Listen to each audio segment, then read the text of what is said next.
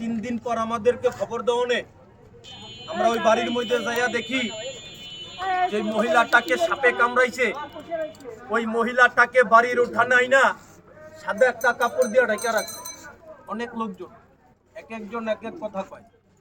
এই চেহারার টনে কাপড় সরাই দেখি সাপে যে কামড়াইছে চেহারাটা কালো দেখা যায়।